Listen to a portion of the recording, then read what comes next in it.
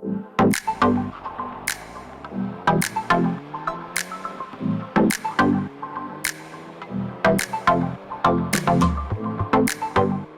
guys, we're here today to put Mishimoto Liquid Chill to the test. So this is a radiator additive to go into the coolant to reduce engine temperatures with no mixing required and compatible with water and antifreeze products. Pretty sweet. I just want to say thank you to Mishimoto for sponsoring me. It truly means a lot and your products are great so far from what I've used, but we're gonna put this one to the test. How we're gonna do it is we're going to go out before and after adding liquid chill to the radiator. I'm gonna do 3 tests to see just what the engine temperatures are doing. The first test is gonna be cruising at 60 miles an hour. The second test is going to be a 0 to 60 pull and then cooling the engine off by slowing down. And then we're gonna do idle. Now how we're gonna measure this is we're actually gonna do a screen recording of the engine temperature from the Veepeak scanner and car scanner app just to see how it fluctuates between temperatures, and we're just gonna see if there are any cooling effects.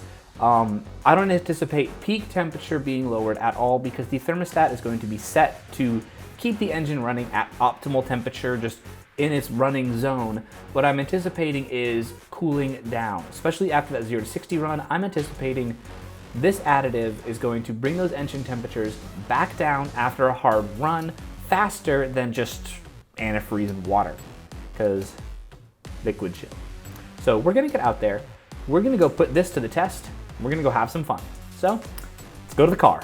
All right, so here we are, and I'm gonna show you how we're gonna be taking this data to figure out whether Mishimoto Liquid Chill is actually working. With the Veepeak scanner and the car scanner app, we can actually get live readings from some of the sensors on the engine. So we're actually taking the coolant temperature to see what that's gonna be doing as we're doing the 3 tests. Again, those 3 tests are cruising at 60, a launch 0 to 60, and idle, just to see what it's doing. So we're actually gonna go get started and we're gonna start cruising at 60 miles an hour and we're gonna see what this does.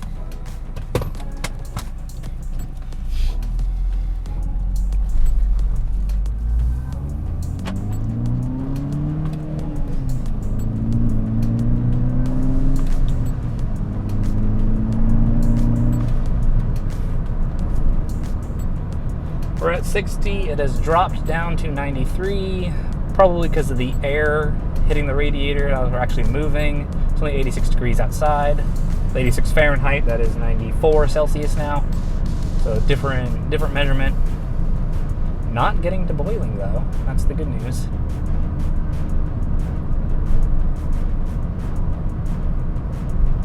All right, we're just cruising along, singing a song.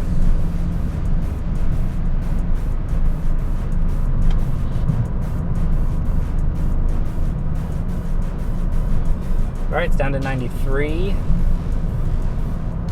Still just cruising at 60.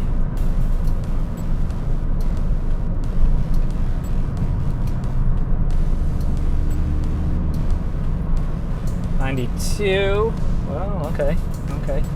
Getting cooler.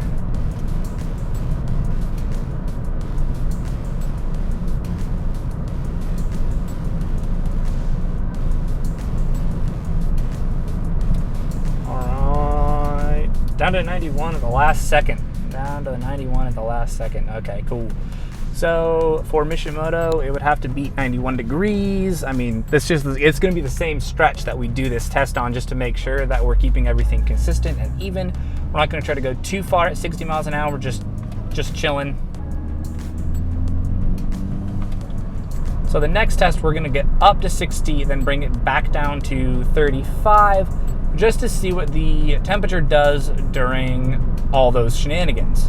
Now this time doesn't matter, we're just focused on the temperature because we want to see if Mishimoto Radiator Liquid Chill actually is chilling the radiator. So we will see what that does once we stop right here. We're gonna do a hard start, traction control off to 60, bring it back down to 35, hard start and go-ish. Not really hard start, but there it is. And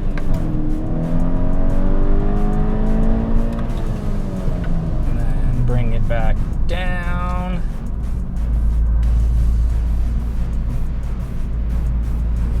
Let's let's see, temperature dropped again. Idle apparently seems to be the most, back up to 94.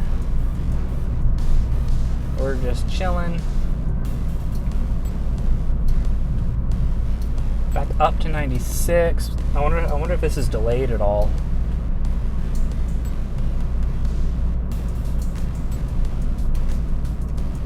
96.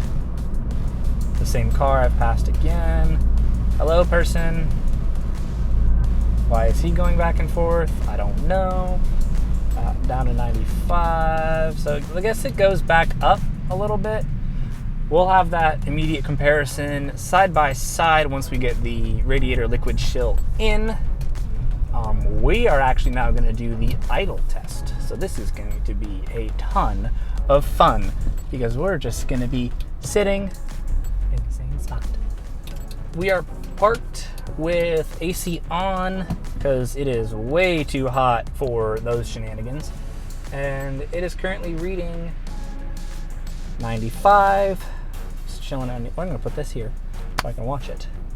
96. It's going up.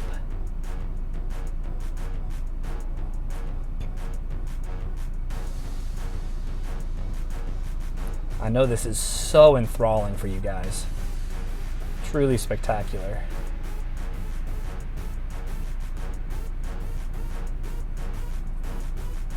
It might just hold at 96 at idle.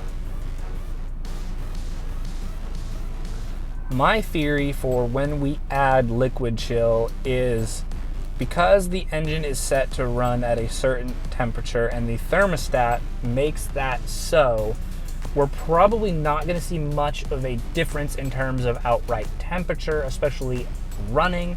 I bet you we might see cooler temperatures on heavy acceleration, cooler temperatures with cooling back down, maybe just doing that faster. We're back down to 95 while at idle, so I'm honestly not anticipating anything major, but if we can keep that whole system just generally cooler, not overheating really at all, then the power added is going to be just that much healthier for the engine because with more power comes more heat. It's just how things work. We might be dropping that to 94 degrees. I know this is so entertaining for you guys. Yeah, we're down to 94. Looks like it's bouncing between 94 and 95 maybe. Looks like I might go back up.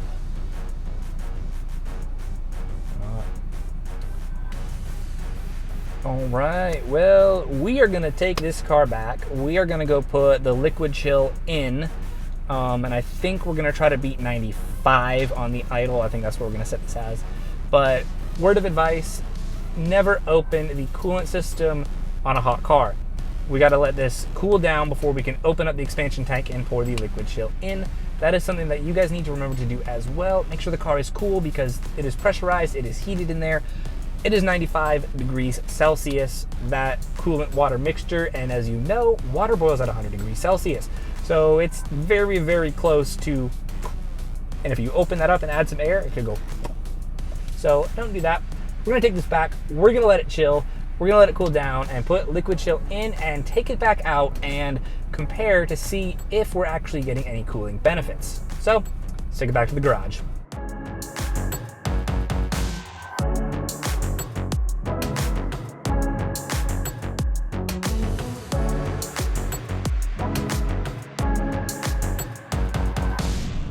All right, so we have added the liquid chill into the car, and it's gotten around it a little bit, so we're gonna test to see if there are any cooling benefits to adding liquid chill. If there are, I mean, it's gonna be fantastic because it's like 15 bucks for this whole car and get some cooling. With more power, you need more cooling, that's just a given. So if we could help it for 15 bucks, I mean, why not? It's fantastic. So the first test is the cruising at 60. We're on the same stretch of road, roughly the same conditions. I believe it was 88 degrees, now it's 91, but we got to get up to 60. I'm going to cruise the same section at 60 miles an hour to see what that benefits are. And 60. We're going to plant it right here. 94 seems like a decent baseline. We're up to 95 because engine's going. Just keep cruising. Last time I think the wind getting to the radiator was helping cool it down a little bit. We'll see if liquid chill will get it below 91. 95 was, or 96, I'm sorry, was the highest temperature we saw, and 91 was the lowest. So we're gonna see what it gets down to. 91 was right at the end of this run. So we'll see. We're already down to 94. We're just cruising.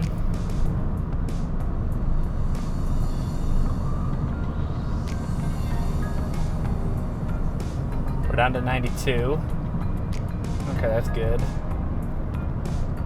I don't know if it's gonna get down to 91 like it did last time. Still 92, and we're at the end of what we did last time. Still 92. All right, let's turn it around.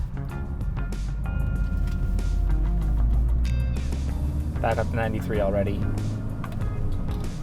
So I don't know if it got as low. I may try it on a bit of a longer run on the way back without cameras to see what we get, but right now it's just chilling.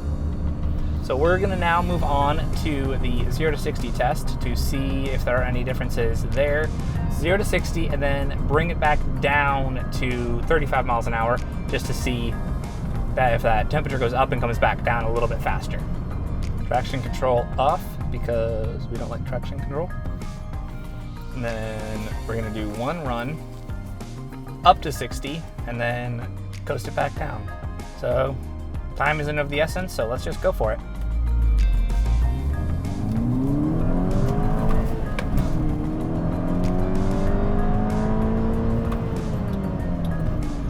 Into 6th. Bring it down. So it's at 94. Now we're just cruising. Got up to 96 during that. Let's back up to 95. So we're going to compare these side by side once we get back in the edit suite, just to see what they did around the exact same times of doing the exact same things, just to see if one cools down faster than the other, or since we're running at 96, I don't know. It's interesting. Oh, let's go back down. It's 95 now. Okay.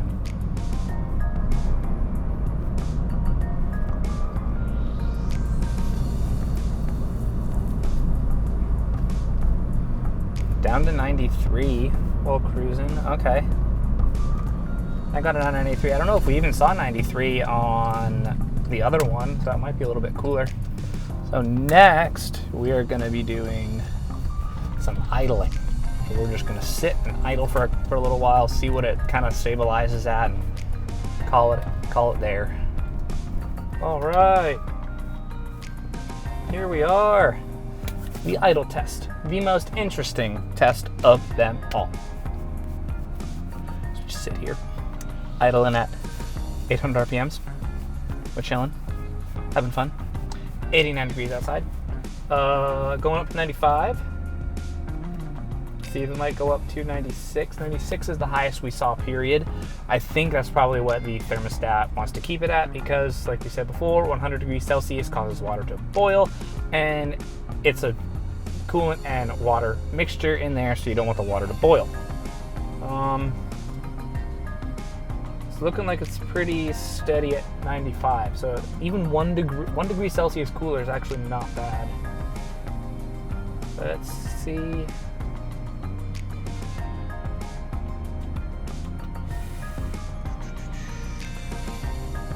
$95 it is. It's just sitting there. So if I remember correctly, it was around 96 that we got on idle. 95 is now idle now. Well, as I say that, it's going up to 96. It's hovering in between them. It's going back and forth. It's going crazy. Now it's 96. So I think it might be 96. Going back down to 95. Give it 2 more minutes. Give it 2 more minutes and see what it does.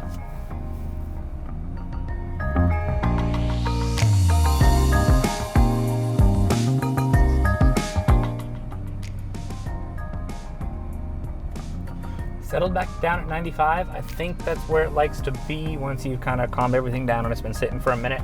I'll have to double check side by side with the other screen recording to see what those engine temps were at idle, but I think we have a 1 degree cooling benefit from this additive. I mean, that's $15, that's fine by me, that's awesome. I will gladly take it. We're gonna take it back to the edit suite and we're gonna compare these screen recordings with the engine temps side by side to see when and where these fluctuate in temperature to see really what's going on. So let's take it back to the studio. All right, so we are back in the studio and I've been able to sync up these graphs without liquid chill and with liquid chill. A couple things I said in the video to make sure I could sync it up. See if you can find what those words were. But we're gonna watch this, and I've actually noticed already before watching the full thing side by side that there are some differences that I wasn't expecting.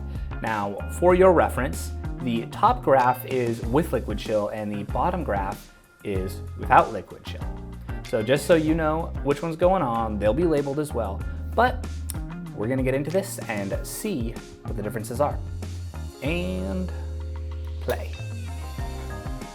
All right, so this was the cruising at 60 and the without liquid chill is already down to 93. Now that could actually just be where I was driving, the temperature just down 1 degree, but the liquid chill went up to 95.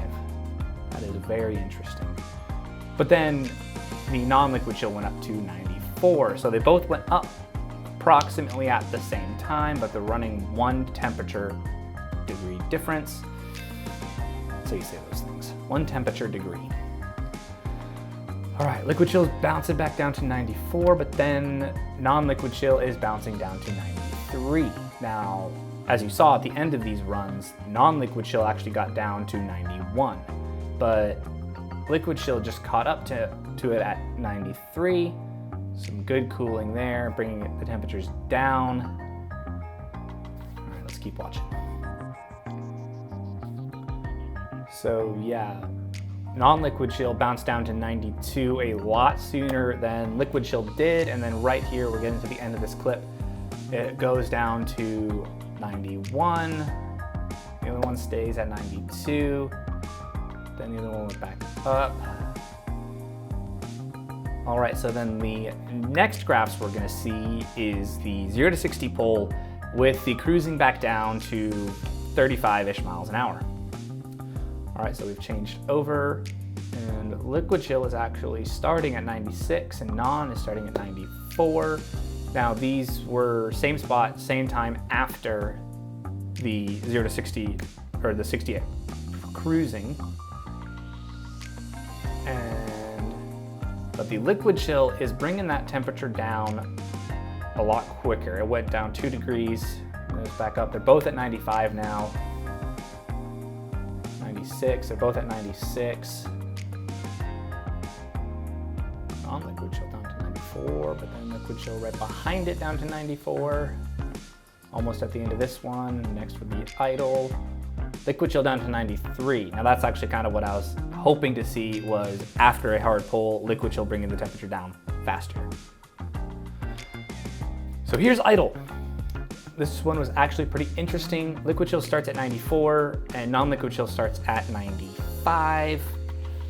And it's gonna be as enthralling for me as it is for you. Liquid chill 95, non 96, so about a degree difference still. So liquid chill consistently running at 95.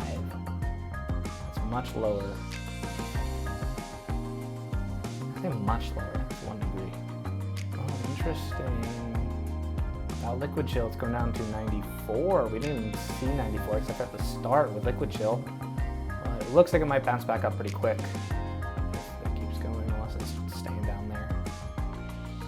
Liquid chill's coming back down to 95, the other one's going back up. It looks like it's actually gonna stabilize over time at 95, both of them. But like I saw, pointed out, whatever you want to say, in the 0 to 60 poll, is that liquid chill actually brought that temperature back down a little bit quicker. Now it started a little bit hotter, so pulling it back down is actually pretty impressive. And that's really what I think this is for, because like I say, the thermostat is a mechanical device that is going to set the engine temperature to a certain temperature. Your engine wants to run efficiently at an optimal temperature, and the thermostat's gonna make that happen. It's gonna open and close based on the temperature. I know I say that a lot, but you can also buy temperatures set to a different degree, or you can buy thermostats, set to a different degree to get the engine to run cooler. But this is the same thermostat, tongue twisters here, that is going to keep the engine running, I believe, at about 95, 96. So the liquid chill is gonna mostly be bringing that engine temperature down after it gets hotter. And that's what we saw from the 0 to 60 poll. It brought that engine temperature down to 93, which we didn't even see without liquid chill. So some of these other things that are, the non-liquid chill was chilling at about 94 at idle, and the other one was at 96 at one point. That could very easily have just been a bit of a difference in timing on when the thermostat was opening and closing, or just some of the conditions. But over that whole stretch, you could kind of see that they both were leveling at about 95. And that's the big thing, is they were both leveling out at the same spot. But the liquid chill was cooling the engine down after a hard pull. And that's impressive, because when you're gonna be doing some of those pulls, you're gonna be revving the engine a little bit harder, and you're gonna be putting more heat into that engine with that power, with that acceleration, the higher RPMs. You want the engine to cool down. And liquid chill is doing that. We could see from these graphs that liquid chill is actually pulling those temperatures down. So on a track, I bet this is going to show some crazy awesome results of bringing those temperatures down after a long run, after a lap, that is gonna help keep that engine running well and not get too hot. So that's pretty sweet. This product's only about 15 bucks. You only need one for a small car, two for a truck. And that's awesome to get any bit of cooling benefit. There's so many mods out there that give you cooling benefits, but they're way too expensive. So for something this cheap to actually show some tangible cooling results, that's super cool. That's really cool. And I just want to say thank you again to Mishimoto. You guys are awesome. Also, chili smells great. Well, not anymore, he's lost his scent, but he's awesome. So thank you guys so much for watching. Please subscribe. Have a great day. And remember, Jesus loves you. Bye.